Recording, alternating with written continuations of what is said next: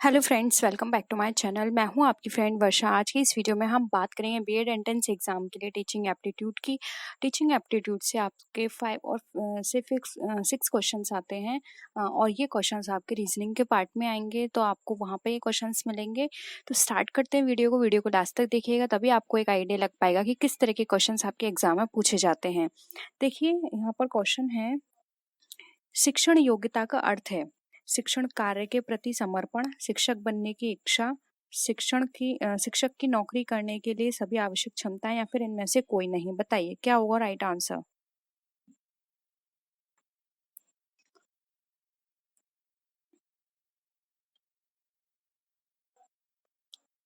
देखिए, यहाँ पे शिक्षण योग्यता की बात की गई है, तो एक शिक्षण योग्यता में क्या क्या होना चाहिए।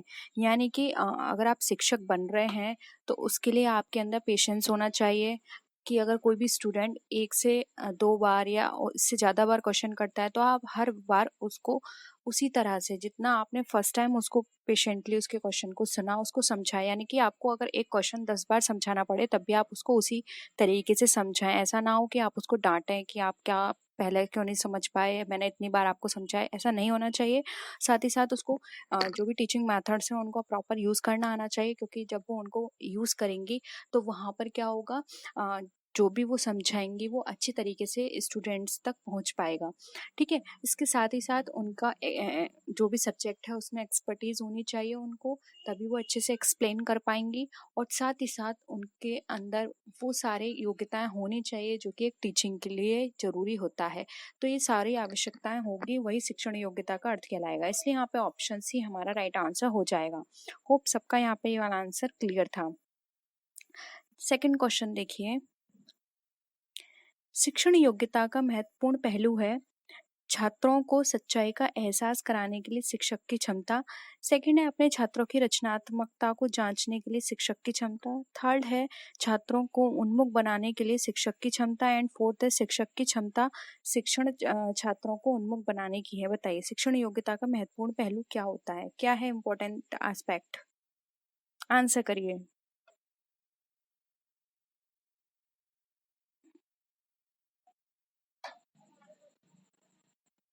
देखिए, यहाँ पर जो इसका राइट आंसर होगा वो होगा ऑप्शन नंबर डी। शिक्षण योग्यता की बात करें, एक टीचिंग एप्टीट्यूड का इम्पोर्टेंट एस्पेक्ट तो वो होता है कि जो भी स्टूडेंट्स हैं वो टीचिंग स्टूडेंट ओरिएंटेड हो उनकी।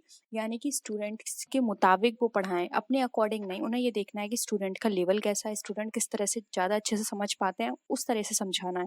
अपने अकॉर्डिंग नहीं कि हम इसमें कैपेबल हैं या फिर हम इसमें कंफर्ट हैं तो हम इसमें समझाएंगे, ऐसा बिल्कुल नहीं होना चाहिए। स्टूडेंट को लेवल को देखना है कि वो किस तरह से अच्छे से समझ पाता है, सिर्फ उसी बेसिस पर उसको समझाना चाहिए। तो स्टूडेंट ओरिएंटेड टीचिंग होनी चाहिए, इसलिए यहाँ पे ऑप्शन डी करेक्ट है। नेक्स्ट क्वेश्चन देखिए, एक शिक्षक के साथ निम्नलिखित में से कौन सी विशेषता कम से कम जुड़ी हुई हैं। प्रभावी मौखिक संचार, छात्रों के साथ अच्छा तालमेल, राजनीतिक नेताओं से सम्मान, या फिर विषय पर कमान। बताइए।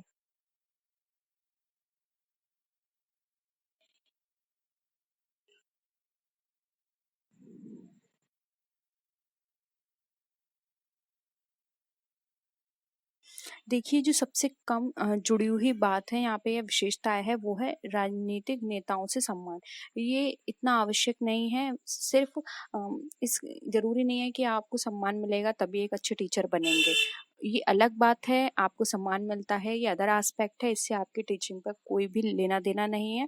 आपकी टीचिंग अपने लेवल से अच्छी होनी चाहिए, स्टूडेंट्स को अच्छे समझ में आनी चाहिए, आपका कम्युनिकेशन स्टूडेंट्स के साथ अच्छा होना चाहिए, विषय पर आपकी कमान अच्छी होनी चाहिए, उनके साथ टीचर कोऑपरेट करें आप स्टूडेंट्स के साथ, स्टूडेंट्स को समझें, स्टूडेंट्स की जो भी प्रॉब्लम है उसको दूर करें, यही आपका मेन काम है। ठीक है। राजनीतिक नेताओं से आपको कोई भी सम्मान मिल रहा है, ये अदर एस्पेक्ट है, और ये अपनी टीचिंग पे आपको हावी होने भी नहीं देना है अगर आपको किसी तरह का सम्मान मिला है तो। क्योंकि ये फिर उसी तरह की फीलिंग आ जाती है कि हम बहुत बड़े टीचर हैं। क्योंकि कई बार ऐसा होता है, कुछ बड़े टीचर्स होते हैं उनके अंदर इस तरह की फीलिंग आ जाती है कि अब तो हम रेपुटेटेड टीचर हैं, कोई भी स्टूडेंट हमसे 1 से ज़्यादा बार क्वेश्चन नहीं करेगा। होता है कुछ, ये नहीं कह रही सबका, कुछ कुछ टीचर्स का होता है, तो ऐसा नहीं होना चाहिए। टीचिंग अपनी जगह है और ये सारी चीजें अपनी जगह हैं, दोनों को नहीं मिलाना चाहिए। ठीक है। तो ऑप्शन सी यहाँ पे हमारा करेक्ट है। नेक्स्ट है, चयन समिति के सदस्य के रूप में आप शिक्षक के पद के लिए किसे चुनेंगे जिसके पास है। यानी कि अगर आप चयन समिति या सिलेक्शन कमेटी के मेंबर हैं तो आप किसको टीचर की पोस्ट के लिए चुनेंगे। समूह गति का अच्छा ज्ञान, यानी कि उसको ग्रुप डायनामिक्स का अच्छा ज्ञान है, विषय पर कमान है, संतुलित व्यक्तित्व या फिर ऊपर के सभी, बताइए।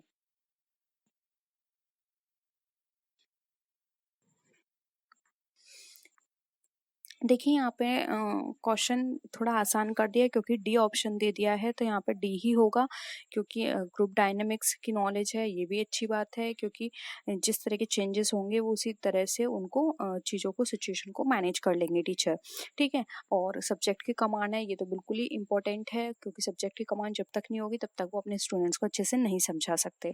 थर्ड है बैलेंस्ड पर्सनैलिटी, यानी कि उनकी पर्सनैलिटी बैलेंस्ड है, टीचिंग के लिए अप्रोप्रिएट है, ठीक है। तो यहाँ पे ऑप्शन डी यहाँ पे करेक्ट है। नेक्स्ट देखिए, निम्नलिखित में से कौन सा कथन एक शिक्षक के अनुरूप नहीं है। शिक्षक है, बताइए कौन सा ऐसा स्टेटमेंट है जो कि एक टीचर को सूट नहीं होता। अगर कोई टीचर छात्रों को प्रत्यक्ष अनुशासित करने में सक्षम है तो, या फिर वास्तव में छात्रों में रुचि रखते हैं, या शिक्षकों के काम के बारे में उत्साही हैं, या फिर नई स्थिति में खुद को ढालने में अनिच्छुक हैं, बताइए कौन से एक शिक्षक के लिए अनुरूप नहीं है, यानी कि नेगेटिव स्टेटमेंट आपको बताना है।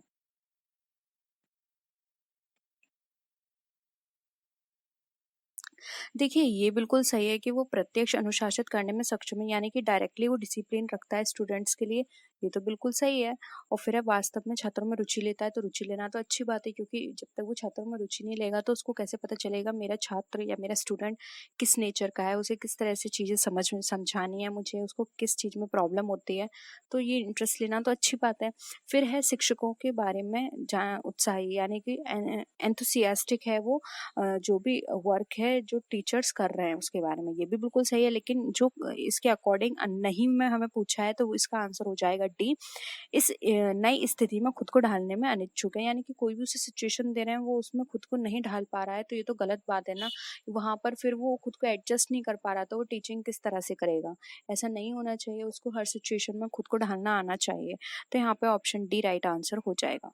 क्योंकि देखिए बहुत सारी सिचुएशंस क्लास में ऐसी होती हैं जो कभी भी हो सकती हैं, जैसे कि ज़रूरी नहीं है हर बार आपको जो भी क्लास मिले या जो भी बैच मिले पढ़ाने को उसमें सारे स्टूडेंट्स एक जैसे हों। हो सकता है कि कोई बहुत ज़्यादा बिलो एवरेज हो या फिर बहुत ज़्यादा इनडिसिप्लिन क्रिएट करे, तो ऐसे स्टूडेंट्स के साथ आपको अच्छे से माहौल बनाना या फिर उनसे अच्छे से डील करना आपको आना चाहिए, ठीक है।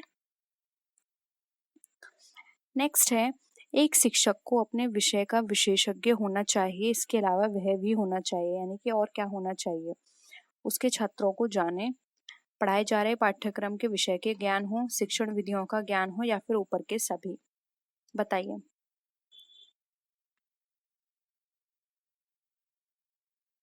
देखिए इस तरह के क्वेश्चंस में ना थोड़ा सा दिक्कत हो जाती है। अब ऊपर के सभी दे दिए तो यानी कि ये इसका आंसर होगा, लेकिन अगर आपको इन तीन में से दिया होता तो आप सबसे ज्यादा किसको प्रेफर करते, बताइए।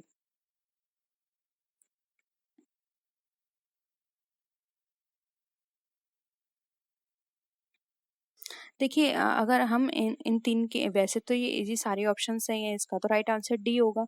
लेकिन अगर ऊपर के सही नहीं होते तो ए इसका राइट आंसर होता, क्योंकि उस जब तक वो अपने छात्रों को नहीं जानेगा तो उसको विधियों का को ज्ञान होने का कोई वहाँ पे उसकी इम्पोर्टेंस नहीं रहेगी। पहले तो उसके स्टूडेंट्स को उसको जानना, उसके बाद वो ये देखेगा कि उसको कौन सी टीचिंग मेथड यूज करना है। लेकिन हम इस क्वेश्चन के अकॉर्डिंग देखें तो ऑप्शन डी हमारा करेक्ट होगा, ठीक है। नेक्स्ट है, शिक्षा प्राप्त करने के लिए सबसे महत्वपूर्ण तत्व है जिज्ञासा, अच्छी याददाश्त, सीखने की क्षमता, या फिर सक्षम शिक्षक, बताइए।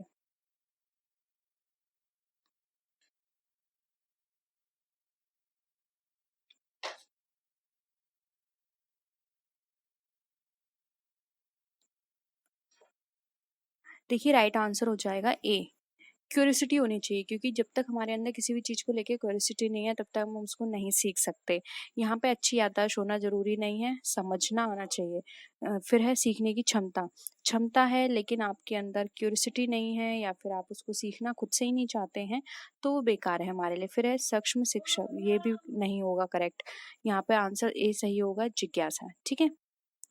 नेक्स्ट है, यदि शिक्षक को किसी विषय का पूरा ज्ञान है तो वे अपनी कक्षा में अच्छा अनुशासन बनाए रख सकता है, छात्र उससे निजी कोचिंग देने को तैयार है, वे आत्मविश्वास का विकास कर सकता है, या फिर ऊपर के सभी बताइए। देखिए राइट आंसर हो जाएगा यहाँ पे ऑप्शन सी, वह आत्मविश्वास का विकास करता है। देखिए निजी कोचिंग लेना बिल्कुल गलत है यहाँ पर, क्योंकि जब वो निजी कोचिंग देगा तो स्टूडेंट स्कूल में उससे क्या पढ़ेंगे, कुछ नहीं पढ़ेंगे, वो सिर्फ उसी पर डिपेंड रहेंगे कि हम कोचिंग में जाएंगे, कोचिंग में पढ़ेंगे। ठीक है, तो ऐसा नहीं होना चाहिए। और अगर वो कोचिंग करता भी है तो मेरे अकॉर्डिंग एक टीचर का ही रूल होना चाहिए कि वो कोचिंग अगर दे रहा है तो, और अगर वो किसी स्कूल का टीचर भी है तो वो कभी भी अपने स्कूल के बच्चों को कोचिंग ना दे, क्योंकि वहाँ पर फिर क्या होता है, गलत रिजल्ट आता है। कई बच्चे स्टूडेंट्स ये सोचकर तैयारी नहीं करते कि अपने टीचर हैं, वो हमको पास कर ही देंगे। तो इस तरह की चीज़ें नहीं होनी चाहिए। अगर आप कोचिंग देते हैं तो कभी भी अपने स्कूल के स्टूडेंट्स को कोचिंग नहीं देनी चाहिए। ठीक है। और अनुशासन बनाए रखना कोई अच्छा काम नहीं है यहाँ पे। अनुशासन से क्या होगा, आप अनुशासन बनाए रखेंगे तो कई बार स्टूडेंट्स को अंदर एक डर भी बैठ जाता है, और फिर अगर कोई भी क्वेरी होती है तो वो उसको नहीं पूछता। ठीक है, तो यहाँ पे ऑप्शन सी राइट आंसर होगा। एक आत्मविश्वास आता है अगर हमें किसी भी चीज के बारे में फुल नॉलेज होती है। ठीक है। नेक्स्ट है, निम्नलिखित में से कौन सा कथन सबसे सही है? शिक्षक को पढ़ाना चाहिए और शोध करना चाहिए, लेकिन शिक्षक पर अधिक ध्यान केंद्रित करना चाहिए। शिक्षक को पढ़ाना चाहिए और शोध करना चाहिए, लेकिन शोध पर अधिक ध्यान देना चाहिए। शिक्षक को पढ़ाना चाहिए और शोध भी करना चाहिए। शिक्षक को अच्छी तरह से पढ़ाना चाहिए और कुछ नहीं करना चाहिए। बताइए।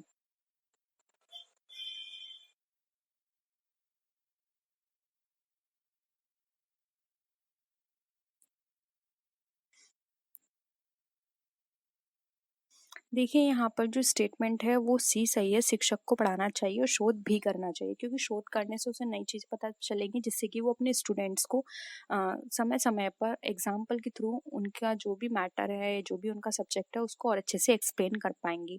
क्योंकि यहाँ जब भी हम शोध करते हैं तो हमें नए फैक्ट पता चलते हैं, जिसको हम as a real life example students के सामने रखकर उनको और अच्छी तरह से समझा सकते हैं। ठीक है, तो ऑप्शन सी यहाँ पे हमारा करेक्ट है।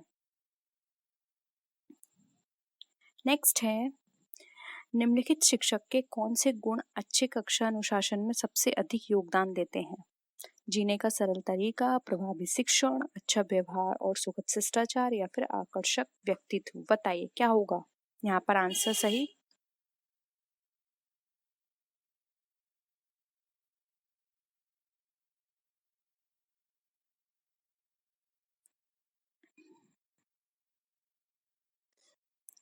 देखिए अगर किसी भी टीचर के अंदर ये क्वालिटी है अच्छे डिसिप्लिन की, तो वो किससे होगा, उसका जो इफेक्टिव टीचिंग है वो सॉरी जो टीचिंग है वो इफेक्टिव बनेगी। अगर डिसिप्लिन में क्लास रहेगी तो वो अच्छे से समझा पाएंगी सारी चीज़ें, जो भी उनका मैटर है वो ज़्यादा अच्छे से कन्वे हो पाएगा, और स्टूडेंट्स की जो भी क्वेरी है वो भी अच्छे से सुन पाएंगे और उसको दूर कर पाएंगे जो भी क्वेरी है। तो यहाँ पर क्या होगा, उनकी ये टीचिंग है वो प्रभावी बनेगी। तो ऑप्शन बी करेक्ट होगा, अच्छा व्यवहार और सुखद शिष्टाचार टीचिंग से रिलेटेड नहीं है। आकर्षक व्यक्तित्व भी हमारे डिसिप्लिन में कोई भी रोल प्ले नहीं करता है इस तरह से।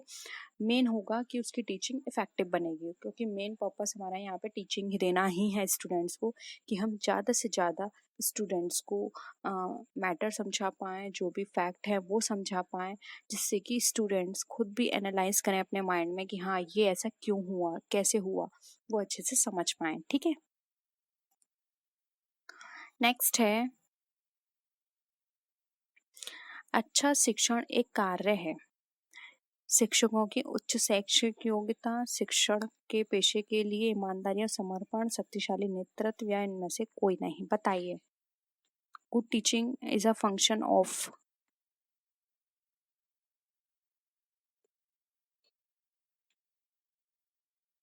देखिए, गुड टीचिंग की बात करें, गुड टीचिंग हमारा फंक्शन है शिक्षण के पेशे के लिए ईमानदारी और समर्पण करना। यानी कि आप ईमानदारी से स्टूडेंट्स को पढ़ाएं, आपके अंदर जो भी आप पढ़ा रहे हैं उसके लिए आपके अंदर एक डिवोशन हो। यानी कि आप सिर्फ यही नहीं कि हाँ हमें काम करना है, सैलरी लेनी है, हमारा ये काम है। अब स्टूडेंट्स को समझ आ रहा है या नहीं इससे हमें कोई मतलब नहीं है, हम बस अपना वही जो टाइमिंग है हमारा 9 से 2 का या 9 से 1 का, वो ड्यूटी देनी है, यहाँ पे सैलरी लेनी है बस। अब हमें स्टूडेंट्स की कितनी लर्निंग हो रही है, कितनी अंडरस्टैंडिंग बनी है, उससे कोई लेना देना नहीं है। ऐसा नहीं सोचना है। हमें अपने स्टूडेंट्स को काबिल बनाना है, तो इसके लिए हमें खुद भी उसमें समर्पण करना पड़ेगा, खुद भी ईमानदार होना पड़ेगा। उनको अपनी जो भी ड्यूटी है, अपना जो भी प्रोफेशन है उसको अच्छे से निभाना पड़ेगा, जिससे कि जो हमारी आने वाली पीढ़ी है वो भी अपने आने वाले जो भी जनरेशन है उनको सिखा पाएँ। क्योंकि जब हम उनको अच्छी शिक्षा नहीं देंगे तो वो जो आने वाली जनरेशन है उनको क्या सिखा पाएंगे। ठीक है, नेक्स्ट है, जिसके पास कम से कम एक प्रभावी शिक्षक बनने की संभावना है। जो यानी कि उसके अंदर कौन कौन से इफेक्टिव टीचिंग बनने के लिए क्या क्या लिस्ट चांस होते हैं। जो नैतिक मूल्यों को सिखाता है, जिसे शिक्षण में कोई रुचि नहीं है, जो अपने विषय को अच्छी तरह से जानता है, जो एक सख्त अनुशासक है। बताइए, लीस्ट चांस क्या है किसी भी टीचर के बनने के, इफेक्टिव टीचर बनने के। देखिए, लिस्ट चांस यही है कि उसको सबसे पहले तो जो भी शिक्षण है उसमें ही रुचि नहीं है, तो फिर पूरी टीचिंग ही बेकार है। उसने टीचिंग प्रोफेशन क्यों चूज किया जब उसको रुचि ही नहीं थी। वो फिर स्टूडेंट्स को क्या सिखाएगी, क्या समझाएंगी? तो ऐसा बिल्कुल भी नहीं है। सबसे कम चांस है। अगर आपके अंदर यही नहीं है तो आप इफेक्टिव टीचर बिल्कुल नहीं बन सकते। ठीक है, तो ऑप्शन भी यहाँ पे करेक्ट है। नेक्स्ट है, जो एक छात्र के विकास में एक महत्वपूर्ण भूमिका निभाता है। क्या है? सिद्धांत, अभिभावक, स्कूल प्रबंधक या अध्यापक? बताइए।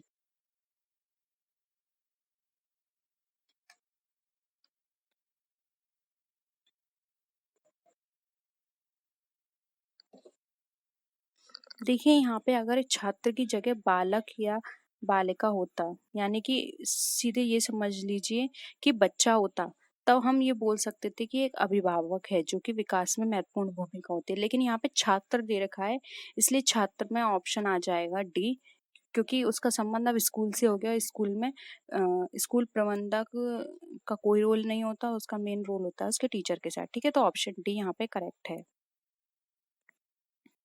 नेक्स्ट है, आपकी राय में शिक्षण पेशा है आरामदायक, प्रतिष्ठित, सम्मानित या कड़ी मेहनत वाला? बताइए।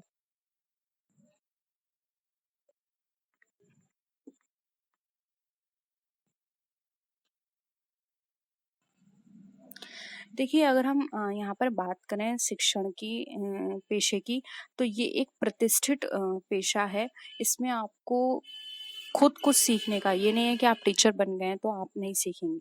आप पूरी टाइम तक, जब तक आप पढ़ा रहे हैं तब तक आप भी बहुत कुछ सीखेंगे, और आपने जो कुछ सीखा है एक्सपीरियंस से या अपनी स्टडी से, आप उससे दूसरों को सिखाएंगे। तो एक प्रेस्टिजियस जॉब है ये। यहाँ पर बहुत कुछ ऐसा है जो कि हम आप अगर कुछ चीज़ आपको गलत लगती है तो उसके बेसिस पर आप उसको ठीक करवा सकते हैं, एक स्टूडेंट्स को एक अच्छा काबिल बना सकते हैं। तो ये एक प्रेस्टिजियस जॉब है। ठीक है, नेक्स्ट है, एक शिक्षक का सबसे महत्वपूर्ण गुण है धीरजशील, व्यवस्थित रवैया या ऊपर के सभी?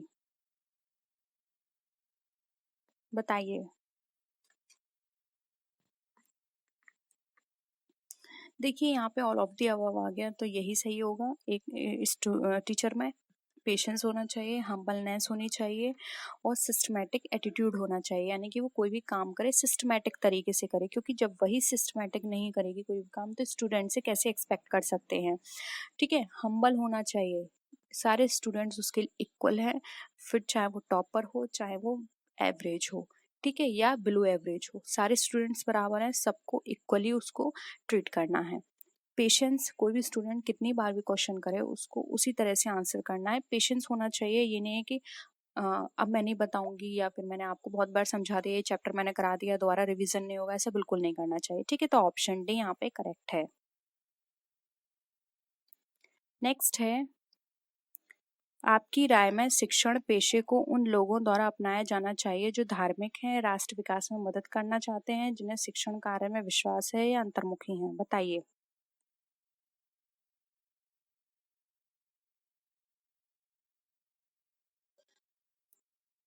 देखिए, राइट आंसर है यहाँ पे ऑप्शन सी, जिन्हें शिक्षण कार्य में विश्वास है।